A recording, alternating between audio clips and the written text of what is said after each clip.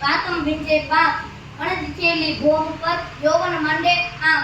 નમસ્કાર, મારું નામ ઝવેરચંદ કાલિદાસ મેઘાણી છે. મારો જન્મ 1897 ના રોજ ચોટીલા ગામમાં થયો હતો.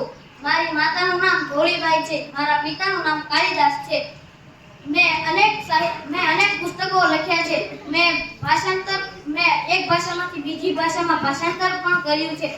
જેમ કે મારું મન મોરબની ધૂન ગાટ કરે તેનું મેં સોરઠી ભાષામાં ભાષાંતર કર્યું છે. મેં પ્રથમ કાવ્ય સંગ્રહ લખ્યો છે, તેનું નામ છે વેણીના ફૂલ.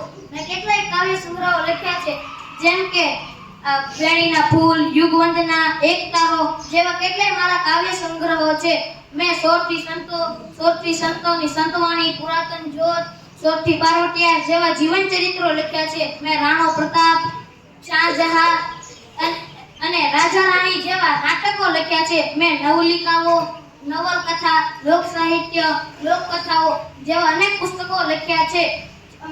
અને હું કોલકાતાની શાળામાં કોલકાતાની સ્ટીલની ફેક્ટરીમાં મેનેજર હતો. પછી શાળામાં શિક્ષક હતો, પ્રોફેસર હતો. એ બધું છોડીને હું કવિ બની ગયો હતો. મારું મૃત્યુ 23 માર્ચ 1947 ના રોજ થયું હતું. નમસ્કાર. દેશમાં હતો ત્યારે મારી સાથે દુલાભાઈ કાગ હતા અને એવામાં એક રાત પડી કે સિંહ આવ્યો. એવામાં અમે ડરીને ભાગી ગયા, પણ 14 વર્ષની ચારણની દીકરી ત્યાં આવી અને હાથમાં ડાંગ લઈને સિંહને ભગાડતી હતી. ત્યારે મેં દુલાભાઈ કાગ સાથે ચારણ કન્યાનું ગીત લખ્યું હતું. આજે તે સુપ્રસિદ્ધ છે. ત્યારબાદ મને જ્યારે ગોળ મેજી પરિષદ હતી ત્યારે મેં છેલ્લો કટોરો ઝેરનો પી જાજો બાપુ આ ગીત લખીને ત્યારે બાપુ પ્રસન્ન થયા ત્યારે મને રાષ્ટ્રીય સાહેબ તરીકે ઘોષિત કર્યો. મારું બીજું ઉપનામ પહાડનું બાળક છે.